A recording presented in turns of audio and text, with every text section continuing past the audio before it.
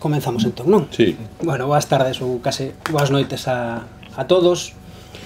Presento antes de nada, eu son Borja Barreira, son xornalista deportivo e invitoume Manuel en concreto a presentar a Carlos Taibo e o seu último libro, O penalti de Jukic. Non sei se sou a persoa máis aceitada para presentar a Carlos, porque coñecino fai 10 minutos, pero tendo en conta que levo uns anos escribindo sobre fútbol, si podo reflexionar un pouco sobre este deporte e sobre o libro despois de lelo, obviamente, tamén. Antes de nada, supongo que todos coñecéis a Carlos, pero bueno, é profesor de Ciencia Política, ademais de escritor de Ciencia Política de la Administración na Universidade Autónoma de Madrid, e ten escrito pues aproximadamente medio centenar de libros, non sei se leva a conta exacta. Algo así, algo así. Por aí andamos dunha temática, bueno, variada, non? Teño por aquí apuntado dende libros sobre a Unión Soviética, sobre Esquerda Unida, sobre a desintegración de antiga Yugoslavia, sobre o capitalismo, Kosovo, sobre Estados Unidos e Irak, sobre a globalización, a Rusia de Putin, a Unión Europea, o nacionalismo español, ese que parece que non existe, non? Parece que só existe o nacionalismo galego ou vasco catalán, pero bueno, parece que tamén existe o español, sobre a crise, o anarquismo, sobre o poeta portugués Fernando Pessoa, o Quincema, a consulta en Cataluña, Ucrania, Portugal, o filósofo Walter Benjamin, e agora sobre o fútbol, non? E obviamente é moi fácil, moi sinxelo, cando alguén ten que pensar en fútbol e literatura, non? Pensar en, sobre todo, polo menos eu, en Eduardo Galeano, non? E rescato unha frase de Galeano que dicía algo así, que dicía: ¿en qué se parece el fútbol a Dios? Y respostaba: en la devoción que le tienen muchos creyentes y en la desconfianza que le tienen muchos intelectuales, ¿no?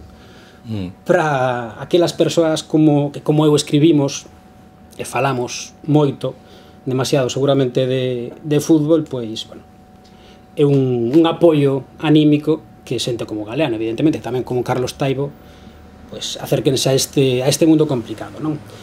Antes de deixar falar a Carlos, que obviamente é o protagonista deste acto, e despois de ter lido o libro, simplemente, bueno, quería facer unha reflexión que tamén fan Víctor e Pedro, que son os protagonistas, non, desta obra, que un pouco, bueno, a evolución que tivo nos últimos anos ou nas últimas décadas o fútbol, non?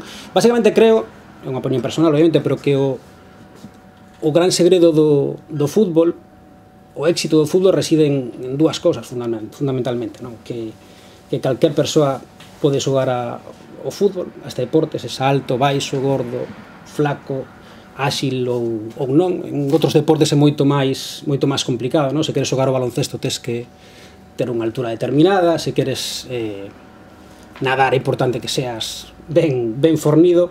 O fútbol non é así, non? É outra das claves seguramente máis importante, que sempre foi o deporte do pobo, non? Era moi barato xogar ao fútbol, cunha simple pelota podían xogar 20, 40 ou 50 rapaces, ou incluso nin pelota, porque eu recordo que na escola, cando guindábamos a pelota a casa do lado, tiñamos que seguir xogando coas laranxas que tiñamos ali no laranxo do patio, non? Non fai falta nada para xogar ao fútbol, entón, obviamente, a xente sen recursos podía tamén competir en igualdade de condicións con outra xente con moitos máis recursos. Iso está desaparecendo porque segue sendo moi sinxelo xogar ao fútbol, pero non é tan sinxelo acudir ao fútbol, non?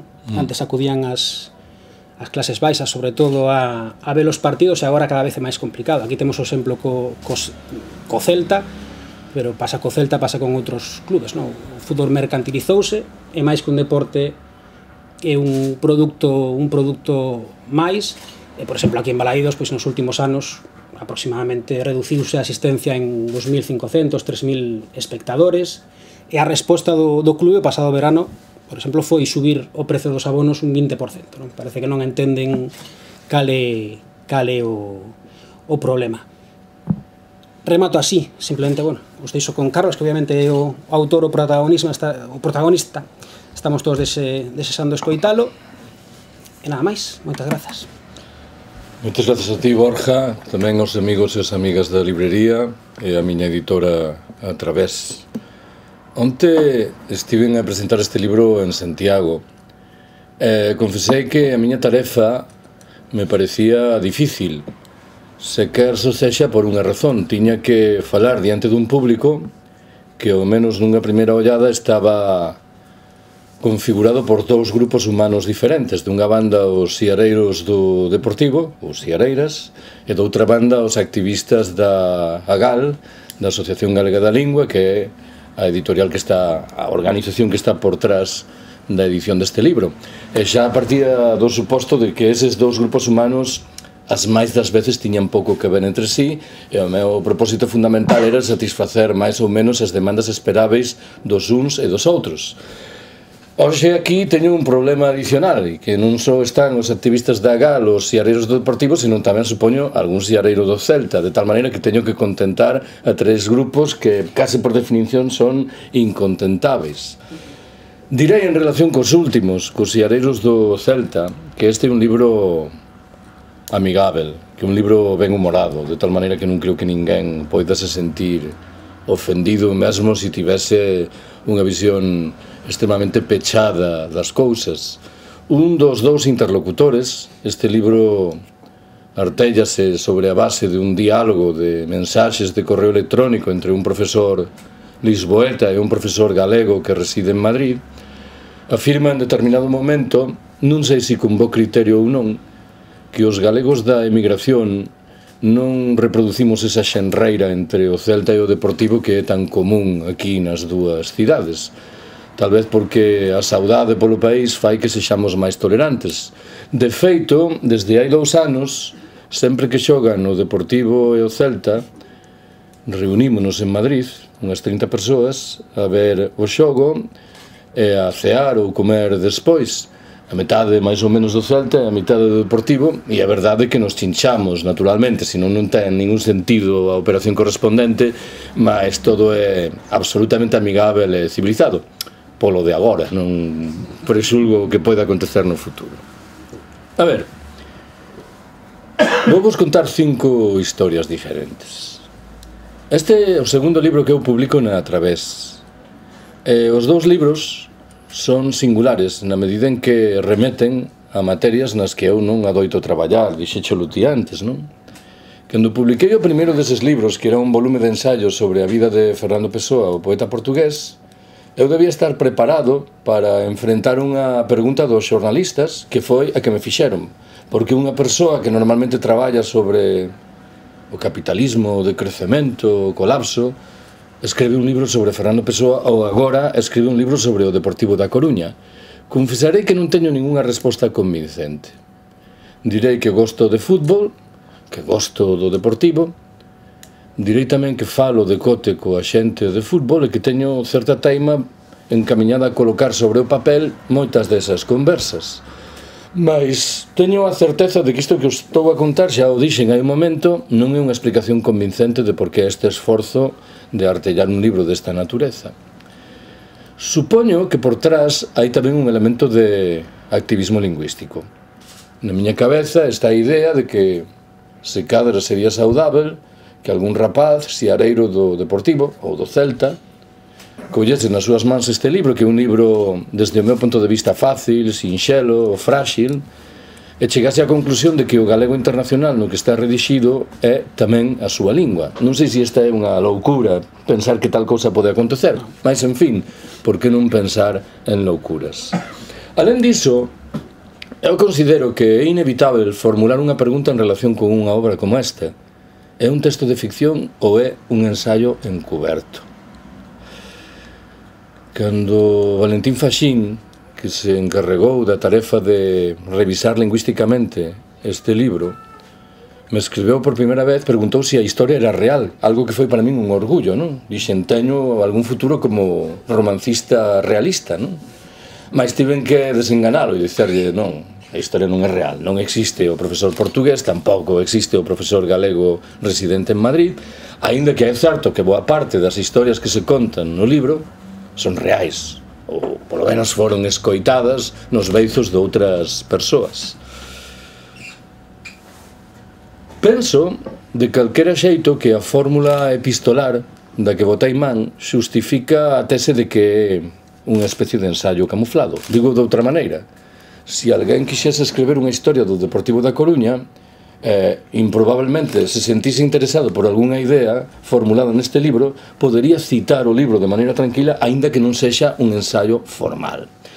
Pídovos de calquera forma que non xulguedes as miñas capacidades literarias, nin para ben nin para mal, cun arranxo ao resultado deste libro, porque entendo que é un divertimento, non vou máis aló. Cal é a segunda observación que quero facervos? Esta vai para os activistas da GAL, fundamentalmente. Nas páxinas iniciais desta obra hai unha mensaxe un pouco misteriosa que di así: este libro está escrito nunha variedade galega do portugués, non sendo as intervencións da personaxe lisboeta que están redixidas nunha variedade lusitana. Tento explicar que significa isto. Paréceme a min que a novelística galega contemporánea é moi pouco realista desde o punto de vista lingüístico. Por que digo isto? Porque ben sabedes que boa parte das conversas que se desenvolven no país desenvolvense nunha mestura de español, galego e iso que adoitamos chamar castrapo. E porén, iso normalmente non ten traducción nos textos literarios. Ollo que non estou a enunciar unha crítica. Pareceme lóxico que non a teña. Ainda por riba, se a lingua está minorizada, deturpada, castigada, sería o colmo que introducísemos de cote o español nos textos literarios. Mas ás veces, en sentido contrario, é difícil acreditar no realismo de determinados textos, non? Cando dous membros do Consello de Administración dun banco ou dunha grande empresa están a falar en galego, a historia é pouco realista. Cando fan dous gardas civís, se cadra é algo máis realista, mas nunha primeira ollada isto non encaixa ben. Cando Faxín, que mencionei hai un momento, me escreveu para asumir as súas tarefas de revisión desta obra, perguntoume se desexaba que afortalase a condición lusitana da lingua do profesor de Lisboa e que fixese outro tanto coa condición galega do profesor galego residente en Madrid. O meu primeiro arrouto foi responder que sí, que me parecía ben, tanto máis canto que, en certo sentido, eu xa camiñara por esa canle. O profesor portugués escreve 2, o profesor galego escreve 2. Mas despois, repensando a cuestión, decidín que estaba ben a primeira parte da súa proposta, mas que prefería rexeitar a segunda. Por que rexeitar a segunda? Porque o portugués no que escreve o profesor galego de Madrid é, en sustancia, o portugués que escrevo eu. E un portugués, alguén dirá, deficiente, marcado pola influencia do galego e do español, mas a min parecíame interesante reproducir iso, en vez de tentar corrixir o texto para que saíse nun padrón sintáctico e lexical portugués perfeito.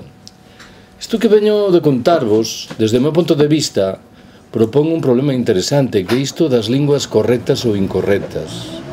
No mundo da GAL hai unha admiración moi merecida polo meu colega de universidade en Madrid, Juan Carlos Moreno Cabrera. Unha admiración que surxe dos seus libros sobre o nacionalismo lingüístico.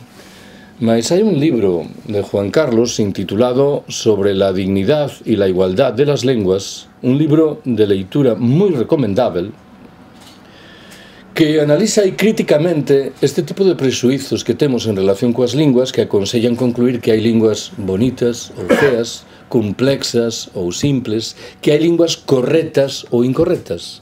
De tal maneira que se cadra estaría ben que mantivésemos certa distancia con respecto a este tipo de leituras tópicas. Terceira observación que quero facervos. O libro surxe da percepción de que o fútbol é unha materia moito máis interesante do que parece a efeitos de falar sobre moitas cuestións diferentes e de facelo, aínda por riba, de forma axeitada, de forma relevante. Permitideme que subliñe que hai 3 ámbitos onde eu vexo con moita claridade este fenómeno. O primeiro fica moi ben retratado no prólogo maravilloso que Carlos Calvo, desde o cárcere, en Asturias, escreveu para esta obra, onde subliña a dimensión de xeración de identidades, de producción de conciencia e de resistencia frente a unha chea de atropelos. Esta dimensión é moi interesante. Antonte recibí unha carta de Carlos Calvo onde el confesaba que lendo este libro se decatou do relevo que hai anos a figura do superdeportivo, no seu caso, en materia de xeración de orgullo nacional ou de orgullo local, poñamos o adxectivo que queiramos. Non podemos desbotar esta dimensión, aínda que, claro, para dicelo todo, moitas veces o fútbol é algo completamente diferente, non nos enganemos, non se trata de idealizar o que é o fútbol como se fose unha fonte permanente de bondades. A segunda dimensión é a relación do fútbol co humor. Eu encontrei moita xente que aproveitaba o fútbol para desenvolver estrategias humorísticas desde o meu ponto de vista moi afortunadas. Un dos interlocutores do libro cita, lembraralo Borja, que unha vez estaba a ollar un telexornal e apareceu unha noticia que daba conta de como as dúas equipas canarias, o Tenerife e a Unión Deportiva Las Palmas, xogaban unha partida en Tenerife na segunda división. E había na bancada unha xigantesca faixa que rezaba en español, decía: las islas merecen dos equipos en primera, 2 puntos, Tenerife y Mallorca. Claro, isto indica, por un lado, maldade inevitable, mas por outro lado, talento na maneira de elaborar as cousas. O interlocutor menciona tamén que hai algo así como 15 anos, estando na Coruña, comprou unha entrada para ir ver o Deportivo en Riazor nunha partida que disputaban o Deportivo e, curiosamente, o Tenerife, que se sentou, era unha zona de socios e tiña xusto detrás de sí unha figura prototípica no fútbol, o xiareiro dunha equipa que odia a morte a súa equipa, non? Que pasa toda a partida queixándose do mal que xogan, do inútil que é o treinador. E este, en singular, odiaba aquel centrocampista tan talentoso e caótico que tiña o Deportivo, Yalmiña, o brasileiro.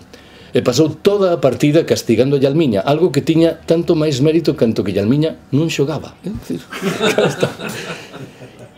a miña interpretación persoal era que este home estaba sometido a unha muller dominante na casa que non lle deixaba dicer absolutamente nada e chegou á conclusión lexítima de que pagando 12 euros podía ir desfogarse ao campo de fútbol e regresar máis ou menos libertado para aturar as 2 ou 3 semanas seguintes.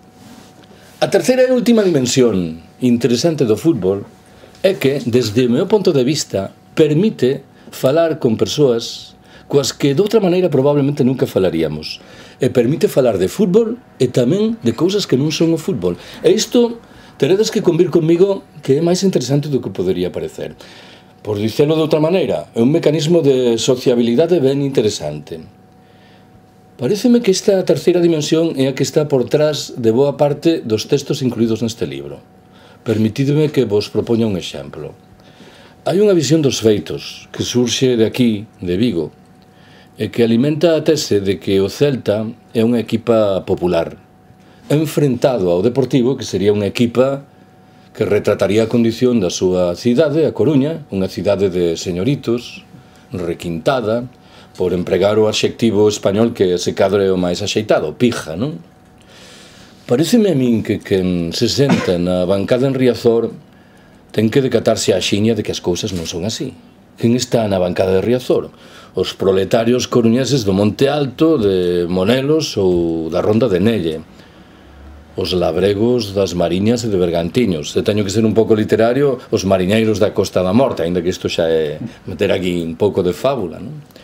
De tal xeito que sospeito que o público de Balaídos e o de Riazor son moi similares, que non hai moitos motivos para distinguir. Non sei eu de cando ven esta imaxe da Coruña como vila señoritil e requintada. No libro, un dos interlocutores cita Roberto Art, o escritor argentino, que viaxou pola Galiza, se non estou errado, a principios da década de 1930, pouco antes da Guerra Civil. E esa imaxe de comparación entre as dúas cidades xa estaba, aínda que sospeito non con tanta forza como agora. Arlt confesa sentir simpatía polos vigueses, que considera que é xente traballadora, afasta un pouco o seu criterio dos coruñeses que desde o seu ponto de vista están entregues ao dolce farniente, non? Eu teño a intuición de que a presenza do General Franco nos veráns coruñeses despois da Guerra Civil, con certeza acompañado da Jet Society do momento, É unha explicación interesante para dar conta de onde ven esa imaxe da Coruña. A Coruña, debo salientar, antes da Guerra Civil tiña un poderosísimo movimento republicano, mas admitiré de bo grao que os republicanos podían ser señoritos requintados. Mas unha vez li, e parece que o dado é certeiro, que a Coruña era a capital de provincia española na que a CNT anarcosindicalista tiña, en termos comparativos coa UGT socialista, unha presenza maior. E claro, combinar o señoritismo, a condición requintada, os pijos, coa imaxe do anarcosindicalismo parece que é unha tarefa literalmente inabordável. Qual é a cuarta observación que quero facervos? Se alguén me preguntase cales son as figuras coas que identifico a etapa gloriosa recente do Deportivo, respondería con 3 figuras.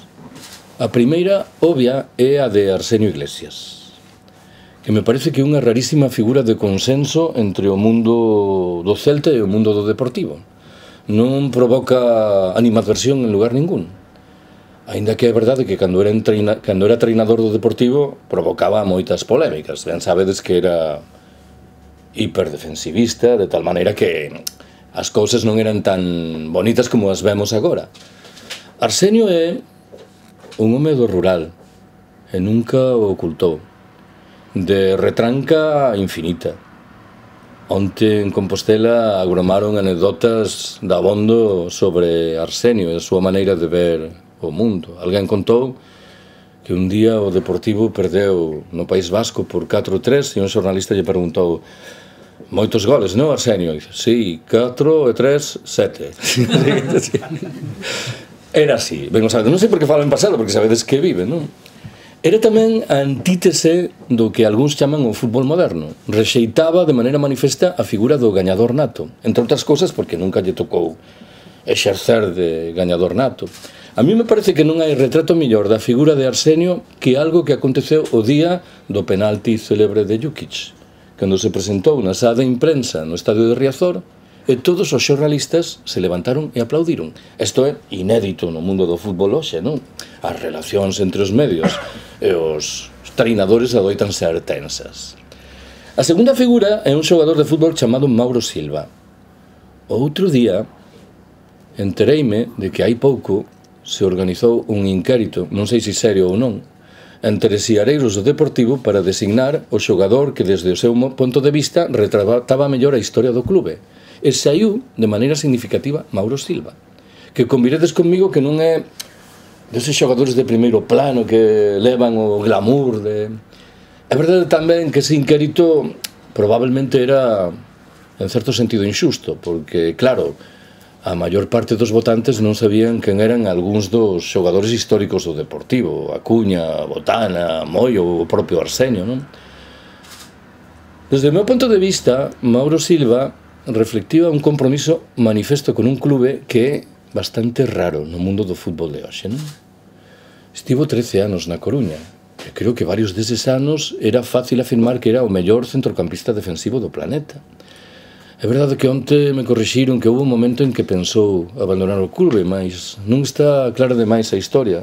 Parece que a súa muller tiña unha enfermidade e non sei se iso encubriu algo de algunha oferta de outro clube importante. Eu identifico Mauro Silva co fútbol colectivo.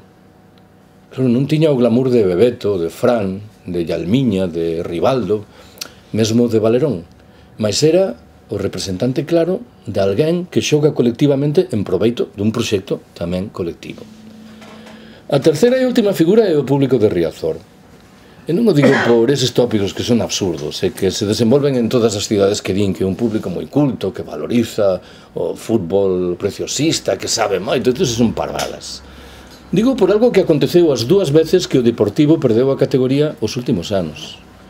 Foi moderadamente sorprendente que o número de socios e de abonados crecese na segunda división, algo que acarretaba que aí había algún tipo de compromiso colectivo que polo menos se revelaba nos momentos de perigo. Onte en Santiago alguén me reprochou amigablemente que debía ter engadido unha cuarta figura, que era a de Lendoiro, e eu entendín perfectamente o argumento. É verdade que o Deportivo gañador non se pode entender se a figura de Lendoiro. Vexamos as cousas como as vexamos, non? Digamos que como xestor deportivo nunha certa dimensión é un xenio.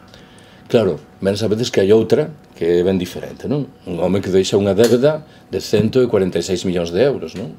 Que obriga a pensar que hai por detrás de todos estes éxitos e os triunfos, non?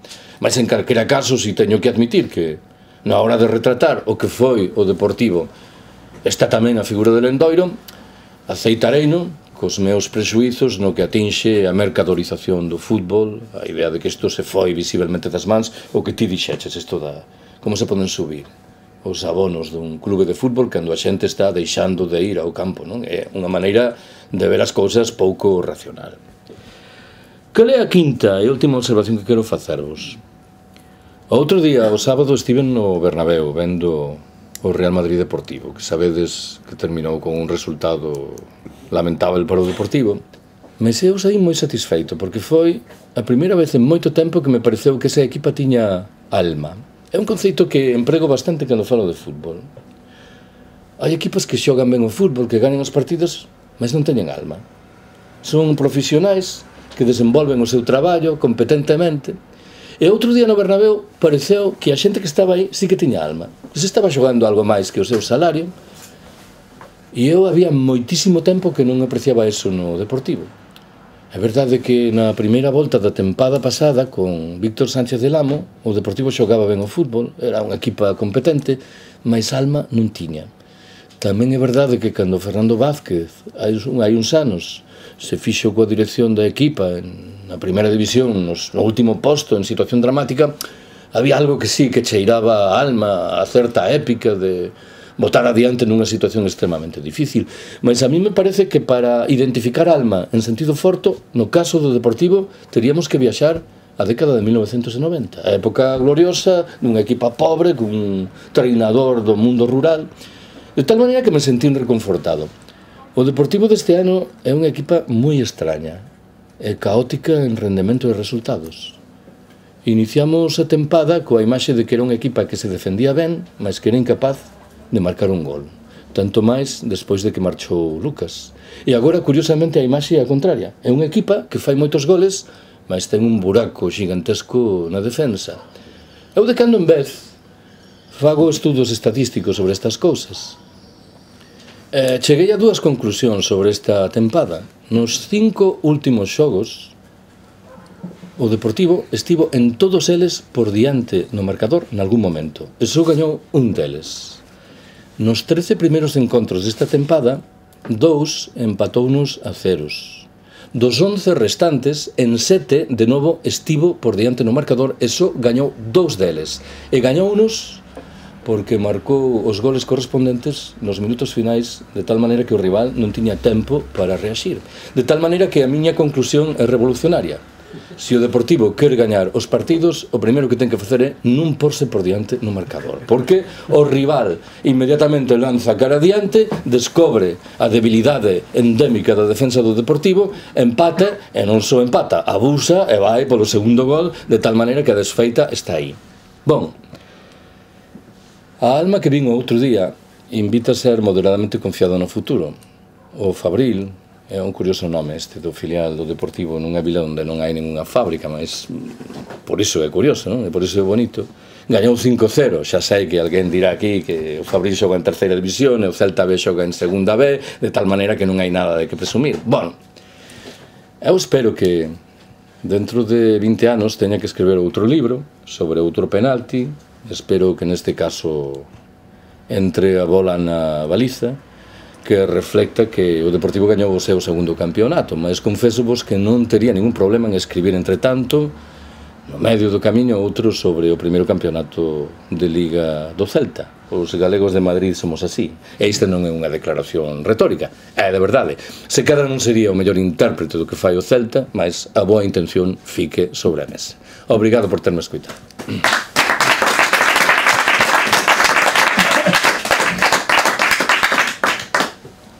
Creo que é o momento das preguntas. Evidentemente eu teño algunhas que facer, é o meu traballo facer preguntas, pero creo que o máis interesante é que se sades vos os que preguntedes o que queirades a Carlos. Quen se anima? me animo para quebrar o selo. Eu quería sobre todo esta análise, teño que decir que a partida non gosto do futebol non por esporto na mesma, sino por o fenómeno que vos propios describiches, non? Que se foi un pouco da fotografía, non? Que se foi partido da visión, pero a mí me gustaba que, Carlos, que fixeras, eu non teño que decir que adorei da palestra, que refletira sobre o fenómeno do futebol así en xeral, non? É dicir, como nesa dimensión antropolóxica, quero dicir, a xente cando acude aos campos de futebol, nos estadios, é dicir, como se encoleriza, como se vincula, como se manifesta, como purga, non? É dicir, como ven a ser en certo modo o futebol como unha especie como de campo de batalla, non? É dicir, qual é a tua opinión neso? Como está encuadrado nesta sociedade? Está tan mercantilizado, tan plastificado, iso quizá ultrapasamos iso? Gostaba de escutar a tua opinión. Ti tamén podes responder, Sí. No, eu quería dicir unha cousa, solamente que non quería interromper, pero é verdade que dixo antes Carlos ten toda a razón, hai moita xente que vai directamente a un campo de fútbol, pero tamén a un pabellón a ver un partido de balonmán ou de baloncesto a desfogar directamente. Xente coa que te cruzas pola rúa son xente pacífica e completamente normal e transformanse no campo de fútbol e empezan a berrar no segundo a insultar a... No, pero o comentario, a pregunta que acabo de facer, o comentario, non estou dirixendo un xeito pexorativo, non se me explico, non quero dicir que sexa un elemento necesariamente poluente da sociedade, pero que está aí, non? A ver, o primeiro que debo subliñar é que a xente ten pleno direito a non gostar de fútbol. Isto é unha evidencia, porque ten que ser moi fanático para non comprender que a alguén non lle interesa iso. 11 persoas con unha bola dándolle... É evidente.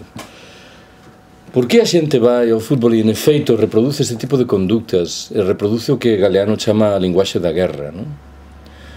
Supoño que unha primeira interpretación é que é para compensar moitas das falencias da nosa vida cotidiana, non?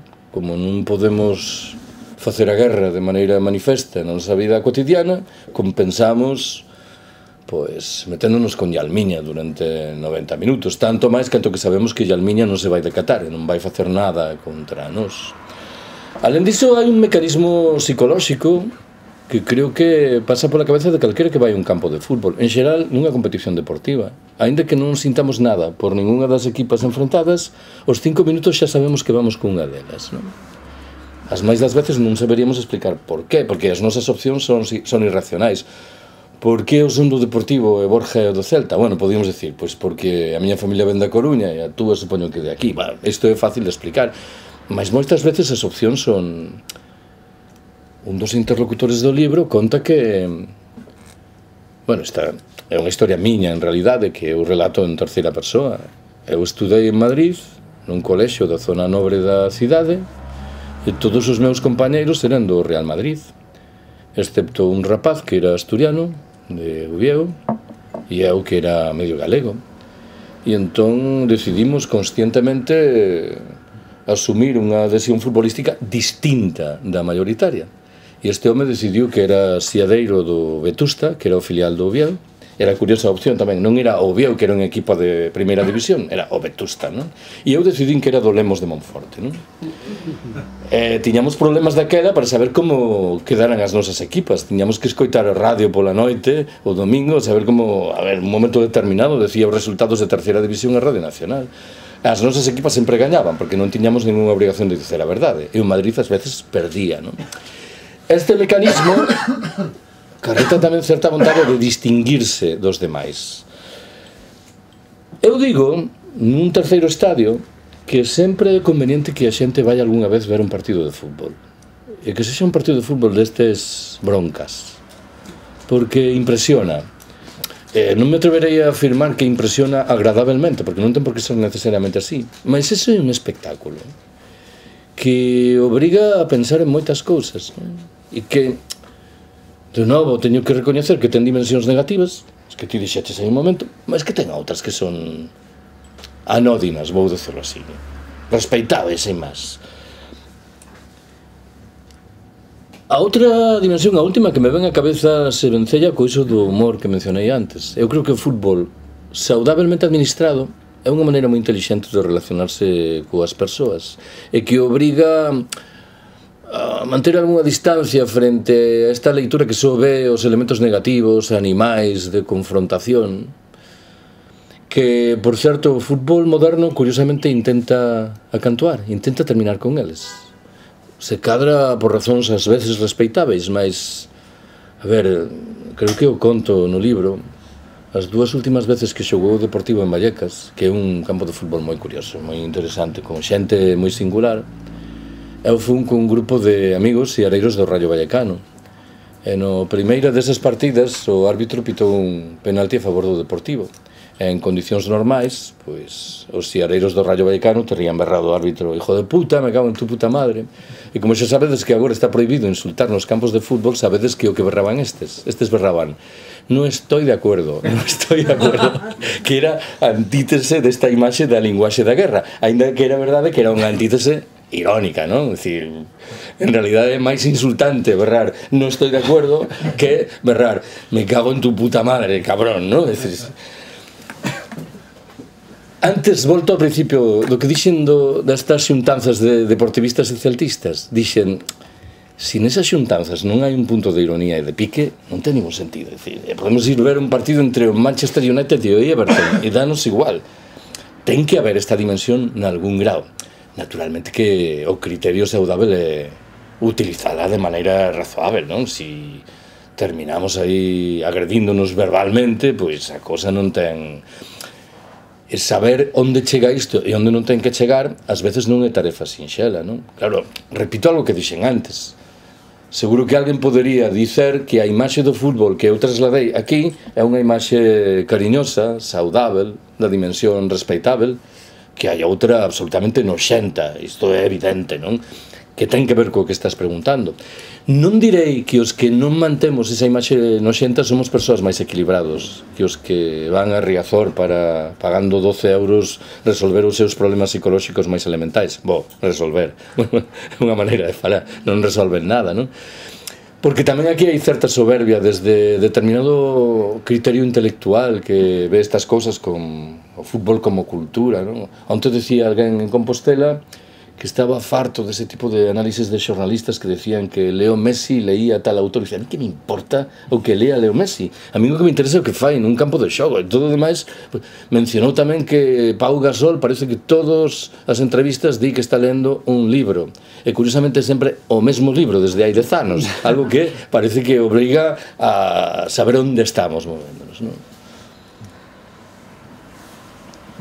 Sí que é verdade o que dicía Carlos, posiblemente cando falei antes dos aficionados non todos son así, pero sí que é verdade que o fútbol ten unha parte moi negativa, tamén a mercantilización da que falábamos antes, de persoaxes como Cristiano Ronaldo, ou sobre o que se, bueno, construen moitas informacións hoxe en día, a maioría delas sen sentido, non?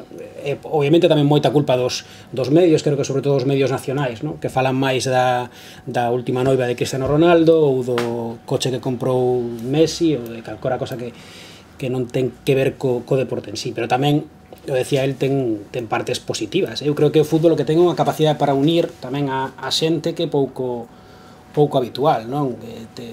Se calquera aficionado do Celta ou do Deportivo viaxa a, eu que sei, a Australia e atopa ali a outra persoa cunha camiseta, non? Do seu equipo, seguramente comenzarán a falar, achegaránse, non? E comenzarán a falar non só de fútbol, senón de moitas outras cousas. É unha capacidade posiblemente de unión igual a que ten a propia terra, non? Se encontrome en China cun galego, tamén comenzaremos a falar polo mesmo, por un motivo similar, non? Obviamente esta é a parte máis bonita, seguramente, do deporte. Eu estaba aquí en Vigo cando xogou o Celta co Estándar de Liexa hai 3 semanas ou así. E lembro que estábamos nun pub pola noite e entrou un grupo duns 30 siareiros do Estándar. Eu non sei se eran salvaxes ou non, mas eu estive a falar con dúas persoas e pareceronme persoas ben interesantes, respeitáveis.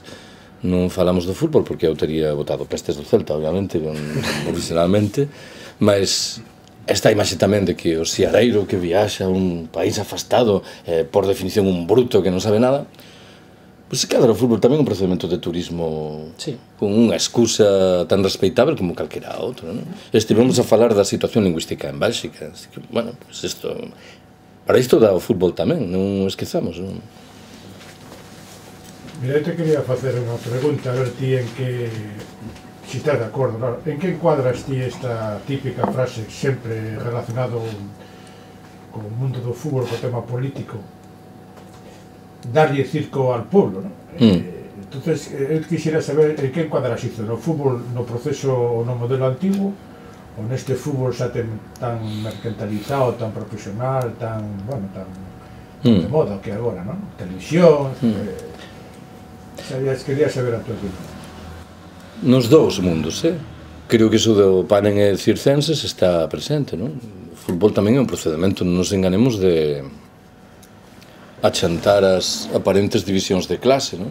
Todos somos do Celta ou todos somos do Deportivo, aínda que na cidade na que vivimos as diferencias de clase son bestiais e que podo ter eu que ver con Lendoiro? Pois probablemente nada, mas, sen embargo, polo camiño de o fútbol se xera unha imaxe unificada de que todos estamos no mesmo, que é bastante delicada, non nos enganemos. Lembro que, por certo, cando houbo, lembraredes, en Francia, hai como 10 anos, moitas liortas na rúa que queimaban carros, apareceu nun xornal de Madrid unha entrevista co alcaide de Marsella, preguntábelle por que en Marsella non se manifestaba co mesmo relevo ese nivel de protesta popular, e dixo, na miña cidade queimanse carros todo o ano durante todos os anos, e dixo, mas nós temos aquí un mecanismo de emprego seguro que é o Olympique, a equipa de Marsella, que é un elemento unificador que reduce as tensións.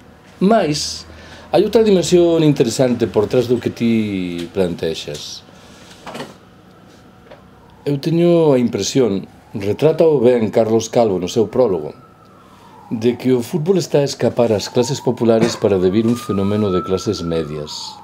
En realidade, o que ti dixeches da suba dos prezos dos abonos do Celta, creo que subrepticiamente ten isto por ti.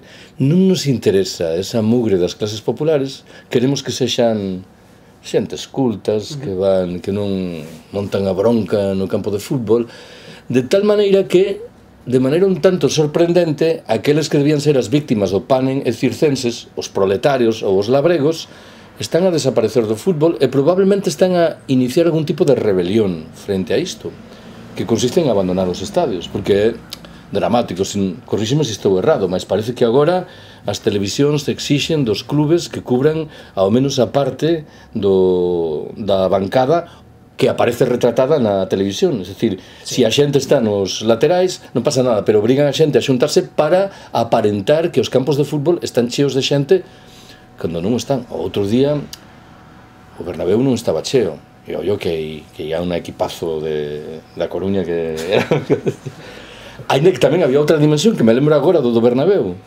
Eu pensei se habería nese campo de fútbol alguén de Madrid, porque era alucinante, eran todas as linguas do planeta, son turistas que enchen as bancadas do campo de fútbol. E dá tamén que pensar, non? É que nen sequera son as clases medias, son os turistas que pagan 70 euros por unha entrada e que van facer turismo. E ademais tiña xusto xunto a min un israelí que aínda por riba era siareiro do Real Madrid, así, xa non se me ocurre ningún tipo de perversión maior imaginable, non? Creo que está a mudar algo por aí subterráneamente sin que nos decatemos de maneira plena e que a mudanza pode ter algún efecto subvertidor sobre o que coñecimos do fútbol como ateo. Non sei como ves ti isto. Isto das clases traballadoras progresivamente desprezadas, ves isto tamén ou non? Sí, a ver, o que dicía o comezo, dende o momento en que o fútbol convértese nun negocio, non interesa a xente que non ten recursos. Para que? Se ti queres xente que compras camisolas e que pague moito diñeiro para ir ao campo, sobre todo que pague para ver o partido na televisión, porque ao fin e ao cabo os clubes viven hoxe en día da televisión. O Celta recibe este ano 47 millóns de euros da televisión e somente 4 polos abonos dos seus afeccionados, non? De xeito, cando anunciaron que ian subir os precios, o propio presidente do clube dicía que en realidade esa subida non supoña nada para eles, que non iba a solucionar ningún problema. Tanto máis absurda, non? Sí, tanto máis absurda. Sin embargo, para calquera aficionado, sobre todo se non ten recursos, unha subida de 100 ou 200 euros o ano é moi importante. E o que dicías ti, evidentemente, se o que queren é vender o fútbol, necesitan xente con recursos nas gradas ou vendo os partidos diante da televisión. O problema posiblemente é que un equipo de fútbol sen xente no seu estadio, sen afición no seu campo, non ten moito sentido. É un problema grave. É verdade o que decías da Liga, que a Liga sanciona aos equipos que non teñen un porcentaxe mínimo de afeccionados nas gradas que poden ser a través da televisión. Un pouco un sinsentido, porque tamén a Liga é a que con horarios complicados para ir ao fútbol cos nenos, que algo que moita xente ten feito toda a vida. Non é moi complicado ir ao fútbol para as 10 da noite, un lunes ás 9 da noite. Todo camiña o que fan tanto os clubes como que fai a Liga, a responsable de organizar o campeonato, para que cada ano que pasa vaya menos xente aos campos. A tempada pasada, como media, canta xente foi ao Balaídos os partidos da Liga do Celta? A temporada pasada, falo de memoria, pero en torno a 18.000 espectadores. Mais ou menos. E ten Balaídos 29.000. Pouco máis da metade. Sí, efectivamente. Hai máis preguntas? Ti non podes falar. Fanáticos non queremos. Unha pregunta e unha proposta. A pregunta é a tua opinión sobre os tertulianos deportivos que nos acosan despois das jornadas deportivas, e a proposta é para cando a figura de David Vidal que penso que a outro libro, por lo menos. Antes de que responda Carlos, digo que participo en tertulias habitualmente, pero non quero condicionar a túa resposta. No, sabedes que eu teño unha xenreira especial contra os tertulianos en xeral, non particularmente contra os deportivos. Supoño que en realidade os deportivos non me importan tanto, porque é unha materia máis frívola de discusión, de tal maneira que si este pensa isto, outro da igual, non? Mas é verdade que últimamente vin algunha tertulia televisiva e son realmente provocan. Hai algún personaxe, supoño que actúa, non? Que insulta directamente os demais, falan todos ao mesmo tempo, non te decatas do que di un, do que di outro. E se hai alguén que ten algo realmente interesante ou parece, normalmente supoño que o largan inmediatamente, non? Lémbrame que non ten nada que ver con isto, ou sí que ten que ver. Hai moitos anos, o día dunhas eleccións presidenciais norteamericanas, fui un convidado que tempos aqueles a ir a un debate en televisión española para analizar o resultado das presidenciais. Falo do ano 2004, creo que era. E estaban un representante do Partido Demócrata e outro do Partido Republicano, Josep Piqué, que fora ministro de Asuntos Exteriores do Partido Popular, e Diego López Garrido polo Partido Socialista, e un profesor da órbita da FAES, e eu, enfrentados. E eu lembro que a miña primeira intervención foi para dicer que, acolléndome a unha opinión que formulou no seu momento Gustavo de Arístegui, este home que está agora procesado, que fora voceiro de Asuntos Exteriores do Partido Popular, o Partido Demócrata norteamericano é unha forza política nos nosos termos ideolóxicos de centro-esquerda, e pergunteime entón onde ficaba o Partido Republicano, co que mantiñan unha relación tan sólida os nosos gobernantes. En ese momento salta Piqué, que o tiña enfrente, e di que é ignominioso que se pode afirmar tal cousa na televisión pública. E uns minutos despois ábrese camiño un descanso e fora de microfones que o que pensades que me di Piqué. Dime, me ha parecido extremadamente desafortunado lo que has dicho, aunque tengo que reconocer que en sustancia tienes toda la razón. E es así, dis, bueno, chegou o momento do descanso, dos 6 ou 7 minutos, e o moderador, que era Pedro Piqueras, amonestounos. Dixo que o programa non funcionaba porque éramos demasiado correctos e educados, que tiñamos que interrumpirnos, que semana anterior houbera un debate sobre os matrimonios gay e unha lesbiana radical e unha católica integrista estiveran a piques de chegar as mans, e iso coincidiu coa máxima audiencia do programa, non? cando eu falaba, Piqué decía, escoitábase por detrás, que barbaridade, que barbaridade, que barbaridade. E cando eu falaba, eu decidí facer o mismo, mas subliño que era amistoso, é dicir, que era un teatro, non? Cada quen representaba o papel correspondente, que supoño que é o que agochan estas tertulias, non? Claro, alguén dirá, se o que queres é informarte sobre a deriva dunha xornada futbolística, telo difícil a través disso, non? Porque non... Ainda que... Bueno, claro, iba a dicir unha parvalla, dicir que a maioría dos seareiros des equipos o que lles interesa saber como quedou a súa equipa e quen marcou e que minuto, de tal maneira... Mas non é verdade, non? Hai moita xente que sigue e que...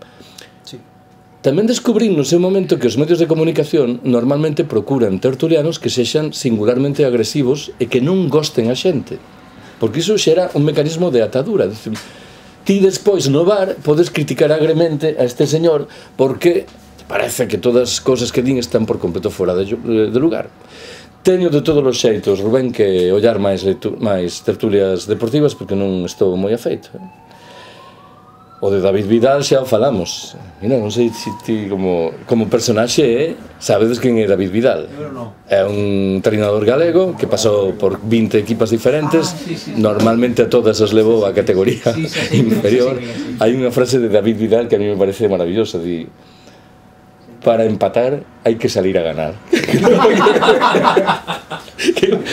Eso é retranca en estado puro. E como esas, se non o sabedes, en YouTube está cheo de vídeos de David Vidal a cada cal máis demencial, literalmente. Mas o tipo é simpático, non? Un día, onte dixo alguén que lle preguntaran que cal era o seu heroi futbolístico, dixo: o meu heroi é o Papa.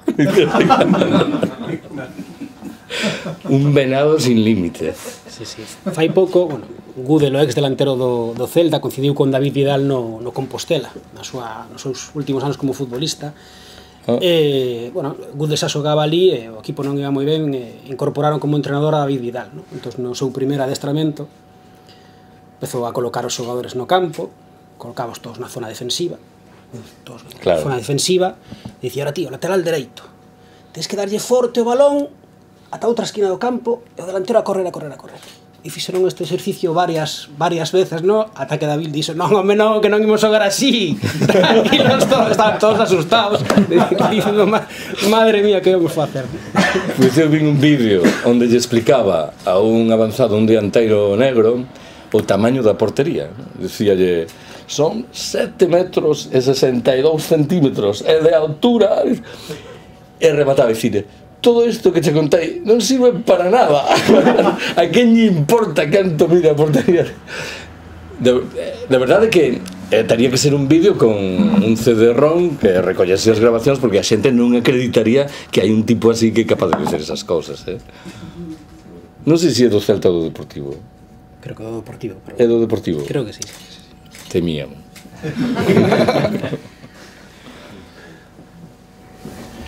Eu só dicir que a última partida de futebol que vin foi un encontro do Sporting Estrada e o Deportivo Xuvenil, ambos os dous, e foi unha maravilla. Non sei se agora teñen alma dentro de 5 ou 6 anos, como son esas rapaces. Sí. Home, tamén os contrincantes eran o Sporting Estrada, que non... pero foi moi bonito, xogan moi ben, son unha maquinaria moi adestrada. Mas xa sabes que na Coruña hai moitas queixas que se dedican en Fabril e xogan todos cataláns.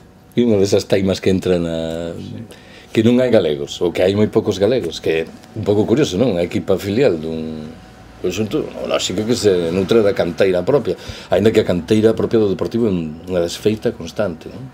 Neste caso creo que o Celta claramente gañou a partida correspondente, con todas as farencias que xogadores importantes deu a canteira do Deportivo nos últimos 25 anos. Fran, bueno, deu algún xogador máis con certa craques, Fran, os demais indica que aí, claro, este é unha das saíbas da etapa de Lendoiro, non? Tanto diñeiro que tiña que non lle interesaba para nada a canteira, e mesmo estes anos, cando xa non teñen cartos, a lógica máis elemental diría: tedes que tirar da canteira, porque senón isto non dá, e non parece que acaben de tirar, non? Este treinador vasco, que se supón que... Por certo, tamén, observación lingüística sobre o treinador vasco. É un home que cando dirixía o Eibar se caracterizou polo seu compromiso lingüístico que busquera, que tivo problemas. Tan difícil é pedirlle a un treinador vasco que faga un curso de galego de 3 meses e que se exprese nas roldas de imprensa. Mas este é un problema endémico do Celta e do Deportivo. Cando ven aquí un treinador que é falante español, que ven de fora, eu non coñezo ningún exemplo de ningún treinador do Celta ou do Deportivo que fixesen un esforzo mínimo de expresarse na lingua do país. É verdade que tampouco fan os treinadores do Barcelona, é verdade, non? Cando aí a presión social e política é máis forte, mas creo que sería algo rentable en termos de imaxe. Claro, alguén dixo onte con ironía en Santiago, na Coruña votaría no Axiña, non? Se empezase a falar en galego diría marcha, que aquí non, ainda por cima, por riba, separatista, non? De tal maneira que, bueno, no Barcelona teñen por contrato de feito entender o catalán e máis falalo en cuestións de atención na intimidade na prensa do país. Sí, mas tú coñeces algún exemplo de alguén que fixese de facto isto? Récar, o entrenador holandés, sí, pode ser en catalán, pode ser, sí, dun moi recente. Mas o Tata Martino nunca vin que falase en catalán en nada, non? Cando se presentou a súa presentación, as primeiras verbas as deu en catalán, todo completo, ata o final da rolda de prensa. Sí, Martino. Bueno, aprendería o de memoria. Home, costume de defensa do idioma, claro, pois sí, porque son detalles que hai que tener en conta. Tampouco creo que se interese moito divulgar os medios nacionais. Se usan a lingua nos medios propios, non creo que iso os medios estatales, os medios españoles, os medios, non creo que lle interese ese tipo de publicidade lingüística. Bueno, depende do medio que pregunte, responden na prensa. Prefieren falar en inglés ao medio inglés ou tal que poñer unha pregunta nun medio catalán. Iso é, nos tempos que vivimos, é palabrita niño Jesús. Vamos agora a poñer en dúbida a Santísima Trinidade. Na Coruña sabedes que temos un xogador que se nega sistemáticamente a falar en español, Luisiño, me parece que non sabe, entón expresase sempre en galego portugués, porque non... Mas lembrades os casos dos brasileiros do Deportivo, que normal era que falasen en español, que decir, cando a lógica lingüística máis elemental decía, non sempre facían, é verdade que hai unha anedota de Mauro Silva, o ano que o Deportivo gañou a Liga era a confusión entre perto e preto. O xornalista da TVG preguntoulle, Mauro, a Liga está cada vez máis preto, non? Dixo, cada vez máis negra? Non, a vexo é bastante perto, non? Mas...